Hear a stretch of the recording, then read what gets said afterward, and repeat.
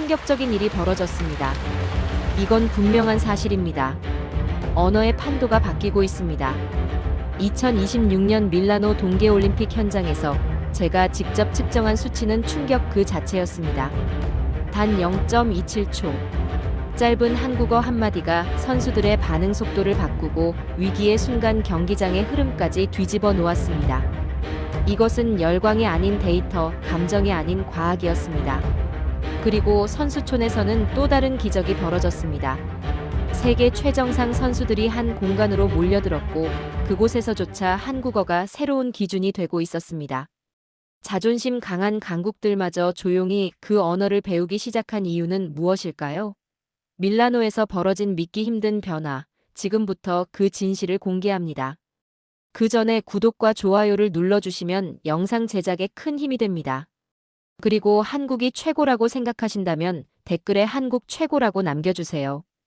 어디서 듣고 계신지도 함께 남겨주세요. 그 소리를 처음 들었을 때 저는 귀를 의심했습니다. 수십 개 나라 선수들이 모인 선수촌 복도에서 영어도 이탈리아어도 아닌 낯선 언어가 짧고 강하게 공기를 가르고 있었거든요. 그리고 그 소리가 들릴 때마다 주변 사람들이 반사적으로 움직였습니다. 마치 신호등이 바뀌는 것처럼요. 저는 그 순간 가슴 어딘가가 서늘해지는 걸 느꼈어요. 제 이름은 안나 클라우저입니다. 나이는 34이고요. 스위스 로잔에 있는 스포츠 신경과학 연구소에서 박사로 일하고 있죠. 전공은 운동 반응 속도와 언어 자극의 상관관계, 쉽게 말하면 어떤 소리가 인간의 근육을 가장 빠르게 움직이게 하느냐를 연구하는 겁니다. 10년 넘게 뇌파 데이터만 들여다봐온 사람이에요. 밀라노 동계올림픽 파견 명령을 받은 건 2026년 1월이었습니다. 이유는 명확했어요. 우리 연구소가 이 대회를 실험 현장으로 삼아 그동안 학계에서 비주류 취급받아온 가설 하나를 검증하기로 했거든요. 가설의 내용은 이렇습니다. 언어의 음성 구조가 운동 피질의 반응 속도를 바꿀 수 있다는 것. 솔직히 말할게요. 저 자신도 이 가설을 완전히 믿지는 않았어요. 데이터주의자로 살아온 10년이었고 감정이나 직관이 아닌 수치만 신뢰했으니까요. 가설을 검증하러 간다는 건 뒤집을 각오도 돼 있다는 뜻이었죠.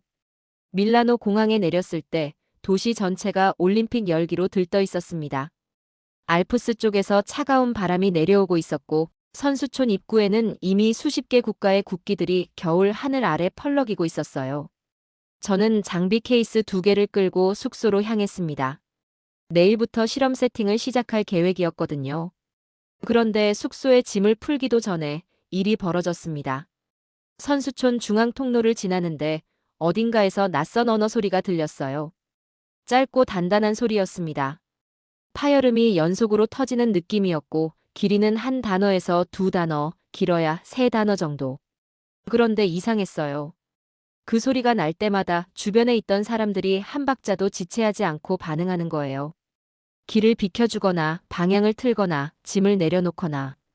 저는 멈춰 섰습니다. 한국어였습니다. 제 귀엔 생소했지만 그 소리의 특성은 즉각적으로 인식됐어요. 짧은 모음, 강한 파열음, 그리고 명확한 억양의 하강. 언어 자극 연구를 하는 사람으로서 저는 직업적 본능으로 그 소리의 구조를 분석하고 있었죠. 그리고 동시에 이런 생각이 들었어요. 이게 단순한 집단 모방 현상인 건지 아니면 내가 지금 뭔가 다른 걸 보고 있는 건지. 다음 날 아침, 저는 실험 설계를 수정했습니다. 원래 계획은 영어와 독일어, 프랑스어 3가지 언어를 비교하는 거였어요. 그런데 거기에 한국어를 추가하기로 했죠. 변수 하나를 더 넣는 거니까요. 과학적으로 합리적인 결정이었습니다. 그렇게 생각했어요. 그냥 변수 하나를 추가한 거라고. 지금 돌아보면 그 순간이 제 10년 연구 인생이 완전히 바뀐 시작점이었습니다. 실험 준비는 이틀 만에 끝났습니다. 뇌파 측정 장비 4세트, 반응 속도 버튼 패드, 음성 자극 재생 장치. 선수촌 내 의무 동의를 받은 자원자 32명. 국적은 독일, 프랑스, 네덜란드, 캐나다, 일본, 한국 고루 섞었어요. 언어별 자극을 들려주고 근육 반응 속도를 측정하는 단순한 구조였죠. 단순하지만 정밀한 실험이었습니다. 첫날 데이터는 예상 범위 안에 있었어요. 영어 자극 평균 반응 속도, 독일어 자극 평균 반응 속도, 프랑스어 자극. 세 언어 사이 편차는 5초 이내였습니다. 제 가설을 지지하는 방향으로 미세하게 기울어 있긴 했지만 통계적으로 유의미하다고 보기엔 부족했어요. 저는 노트에 1일차 가설 지지 불충분이라고 적었습니다. 그런데 이틀째 오전 이상한 숫자가 나왔어요. 한국어 자극 구간이었습니다. 음성 파일에 담긴 건 짧은 두 음절짜리 단어들이었어요.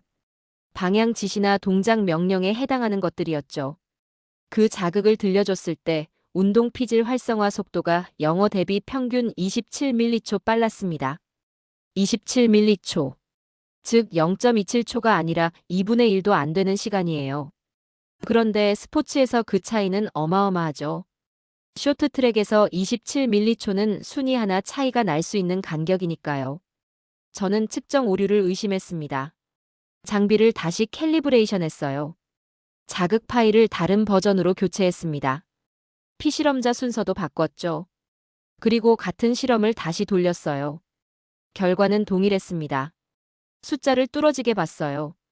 노트북 화면에서 눈을 뗄 수가 없었죠. 이 데이터가 말하는 게 뭔지 저는 이미 알고 있었어요. 하지만 인정하기가 싫었습니다. 이건 내가 평생 공부한 언어 자극 이론을 뒤흔드는 결과였거든요. 그날 오후 쇼트트랙 공개 훈련을 직접 관찰하러 갔습니다. 빙판 위에서 선수들이 곡선 구간을 돌고 있었어요. 속도가 붙을 때마다 코치가 짧게 소리를 질렀고 선수들의 몸이 즉각 반응했죠. 저는 그 소리를 받아 적었습니다. 한두 음절짜리 단어들이었어요. 파열음이 앞에 오고 모음이 짧게 받치는 구조. 언어학적으로 보면 인간의 청각 피질이 처리하기에 최적화된 음성 구조에 가까웠습니다. 그런데 더 놀라운 건 코치였어요. 네덜란드 사람이었거든요. 파란 눈의 유럽인이 아시아 언어로 선수들에게 지시를 내리고 있었습니다. 저는 빙판 사이드에 서서 멍하니 그 장면을 봤어요. 뭔가 말을 걸어야겠다는 생각이 들었죠. 훈련이 끝나고 코치에게 다가갔습니다. 이름은 스테판이라고 했어요. 나이는 43. 코칭 경력만 15년이 넘는 사람이었습니다. 왜 한국어로 지시를 내리냐고 물었더니 그는 어깨를 으쓱하며 대답했어요. 빠르니까요. 그냥 빠릅니다. 그게 다였어요.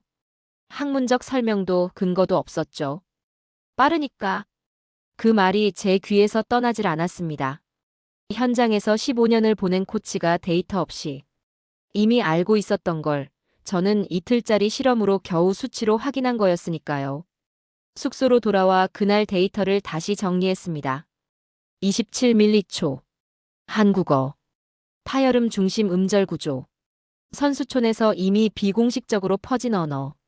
저는 오랫동안 화면을 바라봤어요.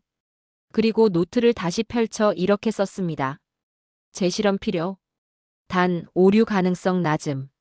그날 밤 잠을 잘 못 잤습니다. 머릿속에서 숫자들이 계속 돌아다녔어요. 27초. 27초. 그리고 스테판의 목소리. 그냥 빠릅니다. 사흘째 오전이었습니다. 빙상 경기장 사이드라인에 앉아 전날 데이터를 정리하고 있었어요. 선수들이 훈련을 시작한 지 1시간쯤 지났을 때였죠. 빙판 위 소리가 워낙 크고 복잡하게 섞여 있었기 때문에 처음엔 그냥 지나쳤습니다. 그런데 이상한 충돌음이 났어요. 둔탁하고 무거운 소리였습니다. 반사적으로 고개를 들었을 때 코너 구간에서 두 선수가 정면으로 맞부딪히는 게 보였어요. 한 명이 그대로 쓰러졌습니다. 헬멧이 얼음 바닥에 닿는 소리가 경기장 전체에 울렸죠. 주변이 순간 조용해졌어요. 의료팀이 즉각 뛰어들었습니다. 그런데 문제가 생겼어요. 훈련 참관 인원이 예상보다 훨씬 많았거든요. 취재진, 각국 관계자, 코치진까지 복도와 통로를 빼곡히 메우고 있었습니다. 구급 이동 경로가 막혀버린 거였어요. 사람들이 사태를 파악하지 못하고 제자리에 서 있었습니다. 의료팀 책임자가 이탈리아어로 외쳤어요. 반응이 없었습니다.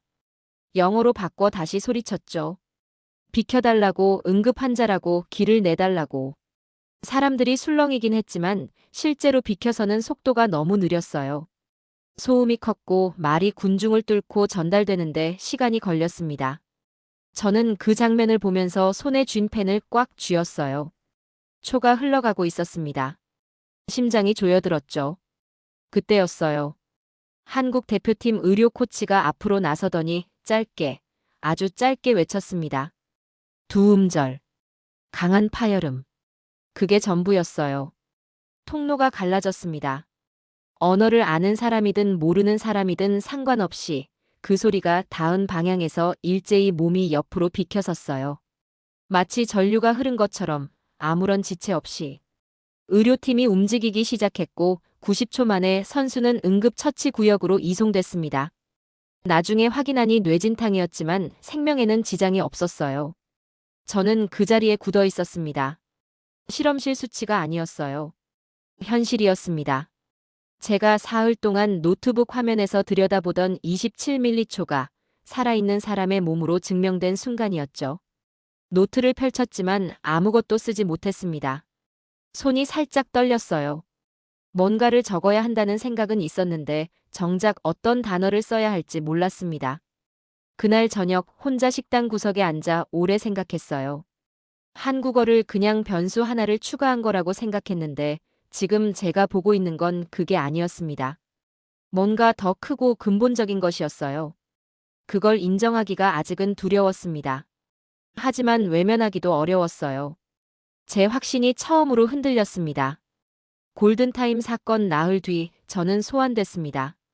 국제스포츠과학위원회 긴급 회의였어요. 회의실 문을 여는 순간부터 분위기가 달랐습니다. 테이블 양쪽에 앉은 사람들이 저를 보는 눈빛이 예사롭지 않았어요. 자리에 앉기 전부터 등이 서늘해지는 느낌이 들었습니다. 독일 측 수석 자문위원이 서류를 탁자에 내려놓으며 천천히 입을 열었어요. 클라우저 박사, 당신 연구의 편향 의혹이 공식 제기됐습니다. 목이 막혔어요. 뭔가 말하려고 했는데 목소리가 바로 나오질 않았습니다. 잠깐 숨을 고르고 물었죠. 어떤 내용이냐고요? 항의문 제출자는 유럽 코치진 여럿이었습니다. 내용은 이랬어요. 한국어 자극에서만 유독 높은 수치가 나오도록 실험 설계 자체가 편향됐다는 것. 특정 국가의 홍보 수단으로 연구가 활용될 가능성이 있다는 것. 그리고 연구자가 한국 측 인원과 사전 접촉이 있었는지 조사가 필요하다는 것까지요. 황당했습니다.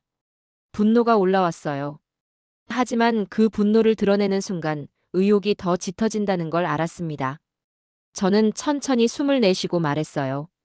원본 데이터 전체와 실험 설계 문서를 모두 공개하겠다고. 추가 검증도 환영한다고. 하고 싶은 검토는 전부 하라고. 회의 직후 연구 일시 중단 권고가 내려왔습니다.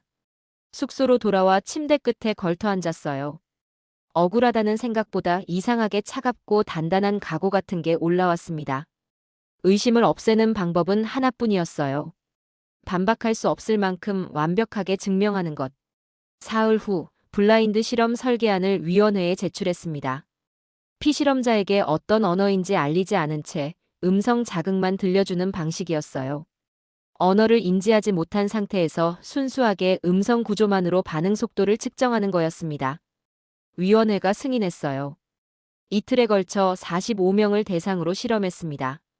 국적도 언어권도 다양하게 섞었어요. 결과가 나왔습니다. 한국어 음성 자극에서 반응 속도 향상이 재확인됐어요.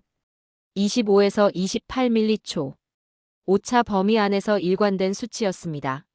언어를 인지하지 못한 상태에서도 동일한 결과가 나왔다는 건 이게 문화적 편향이 아니라 음성 구조 자체의 특성이라는 뜻이었어요.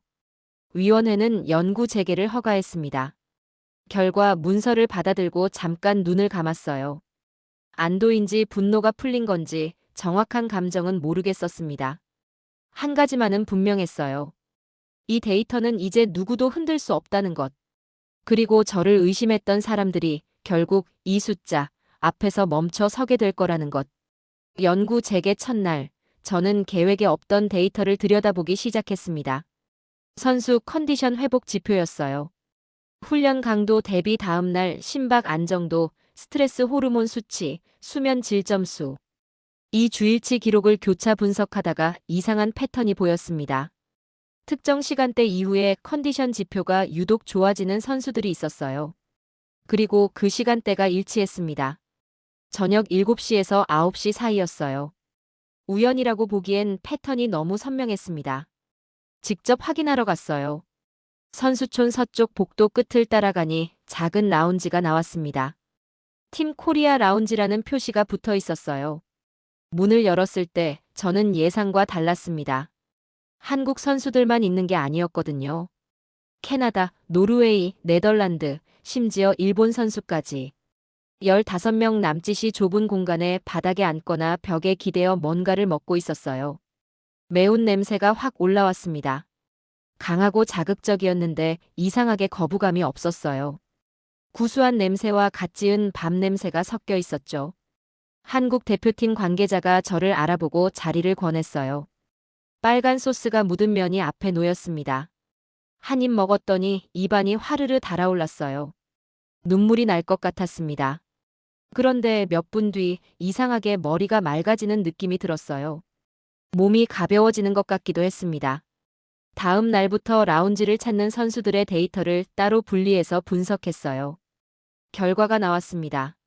라운지 방문 다음 날 심박 안정 회복 속도가 평균 12% 빨랐어요. 코르티솔 수치는 유의미하게 낮았고 자기 보고 수면 질 점수는 높았습니다. 음식 성분 데이터를 뒤져봤는데 영양학적 수치만으로는 이 차이가 설명되지 않았어요. 뭔가 다른 요인이 있었습니다. 며칠을 관찰하고 나서야 알게 됐어요. 그 공간이 단순히 음식을 먹는 곳이 아니었다는 걸요. 언어도 국적도 다른 사람들이 같은 냄비에서 음식을 덜어 먹으며 짧은 말들을 웃으며 주고받는 공간이었습니다. 맛있다, 더 먹어, 괜찮아. 별것 아닌 말들이었어요. 그런데 거기 있으면 혼자가 아닌 느낌이 들었습니다. 경쟁과 긴장으로 가득한 올림픽 선수촌에서 그 작은 공간만은 달랐어요. 저도 닷새 연속으로 그 라운지에 갔습니다. 연구 목적이라고 스스로를 납득시키면서요. 하지만 솔직히 말하면 그냥 가고 싶었어요. 그 냄새가, 그 소리가, 그 공간이 그리워졌습니다. 올림픽 열흘째 오후 낯선 사람이 제 실험실 문을 두드렸습니다. 일본 대표팀 스포츠 과학 코치였어요. 40대 초반으로 보였고 문을 열었을 때 잠깐 머뭇거리는 게 느껴졌습니다.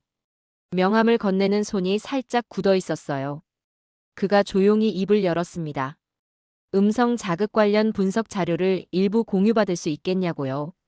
저는 잠시 말이 없었습니다. 일본이 직접 찾아왔다는 사실 자체가 의외였어요. 당시 일본은 쇼트트랙과 스피드 스케이팅에서 예상보다 낮은 성적을 내고 있었습니다. 코치진 내부에서 훈련 언어 체계를 재검토하는 논의가 시작됐다는 이야기가 선수촌에 이미 돌고 있었어요. 그런데 실제로 이렇게 찾아올 줄은 몰랐죠. 두 나라가 스포츠에서 얼마나 오랫동안 팽팽하게 맞서왔는지 저도 알고 있었습니다. 그가 파일 하나를 꺼냈어요. 자체 제작한 한국어 훈련 음성 파일이었습니다.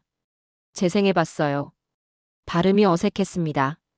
파열음의 강도가 약했고 음절 사이 간격도 맞지 않았어요. 억양의 하강 타이밍도 틀렸죠. 이 구조로는 반응 속도에 유의미한 영향을 주기 어렵다고 판단했습니다. 솔직하게 말했어요.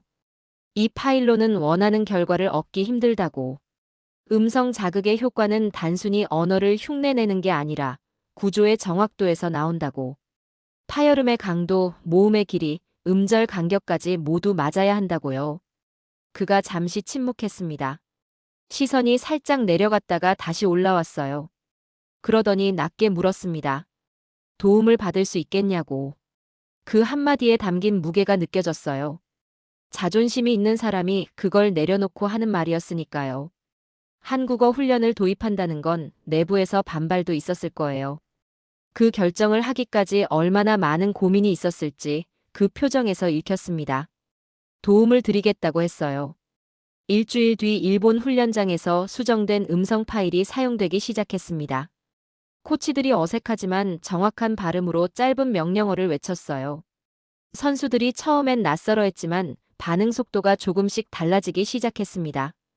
저는 그 장면을 잠깐 바라봤어요.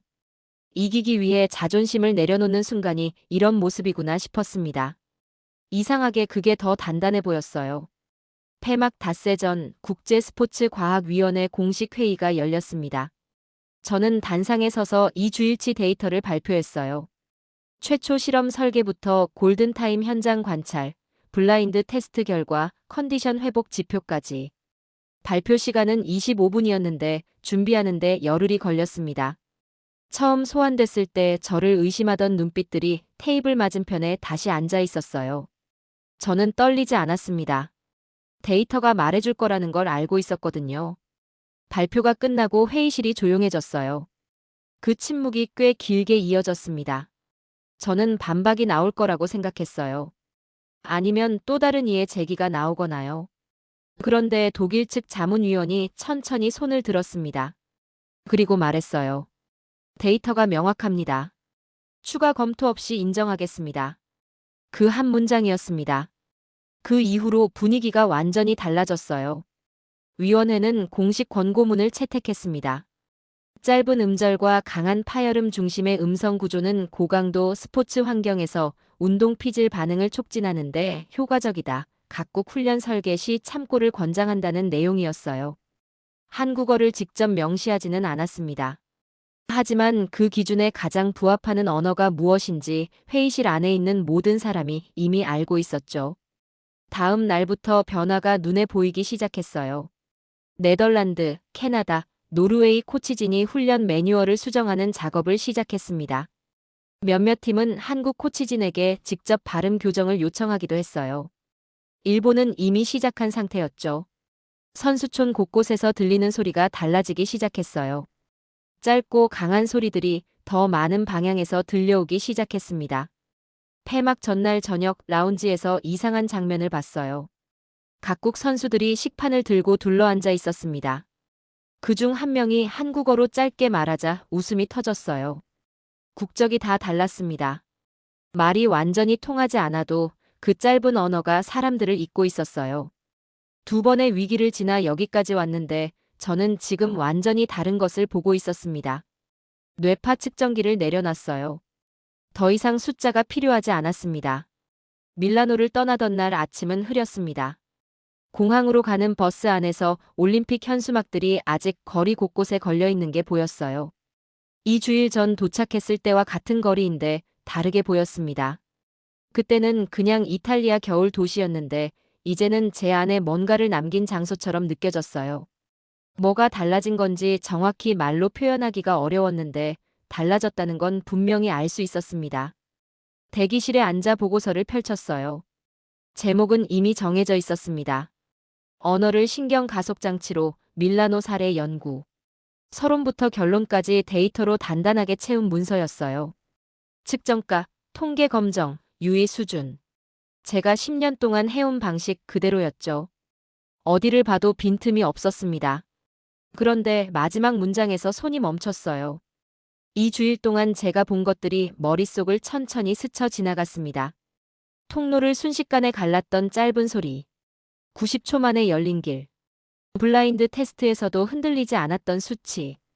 자존심을 내려놓고 문을 두드리던 그 코치의 표정. 라운지에서 국적이 다른 사람들이 같은 냄비 앞에 앉아 웃던 장면. 27밀리초는 측정됐습니다. 그건 사실이에요. 그런데 제가 진짜 기록해야 할 건 그게 아니었어요. 한국어가 빠른 건 구조 때문만이 아닐 수도 있겠다는 생각이 들었습니다. 전쟁의 폐허에서 다시 일어서면서 좁은 땅에서 수천만 명이 서로 부딪히고 기대며 살아오면서 짧고 강하게 서로를 불러야 했던 시간들이 쌓인 거 아닐까요? 그 시간들이 언어의 음절 구조 안에 녹아든 거라면 27밀리초는 단순한 물리적 수치가 아니라 그 모든 시간의 무게였습니다. 마지막 문장을 썼어요. 우리가 측정한 것은 27밀리초였다. 그러나 인간을 움직인 것은 그 언어에 담긴 온기였다. 탑승 안내가 흘러나왔습니다. 짐을 챙기며 일어서는데 옆에 앉아있던 청년이 짧게 인사를 건넸어요. 한국어였는데 이탈리아 현지 청년이었습니다. 올림픽 기간에 자연스럽게 익혔다고 했어요. 어디서 배운 건지 묻지도 않았는데 먼저 말해줬죠. 그 표정이 어딘가 자랑스러워 보였습니다. 저는 웃으며 같은 말로 답했어요. 어색했지만 이상하게 기분이 좋았습니다. 로잔으로 돌아가면 논문을 쓸 겁니다. 검증받고 반박도 받고 수정도 하겠죠. 그게 제 일이니까요. 하지만 이 2주일이 제 안에 남긴 것은 논문 바깥에 있어요. 데이터로는 담을 수 없는 것들이 있다는 걸 저는 밀라노에서 처음으로 인정했습니다. 34세 스위스 과학자가 2주일 만에 배운 거예요. 숫자는 진실의 일부일 뿐이라는 것을요. 여러분은 어떤 말 한마디가 오래 마음에 남으셨나요? 댓글로 나눠주시면 큰 힘이 됩니다. 이 이야기가 마음에 닿으셨다면 구독과 좋아요 부탁드립니다.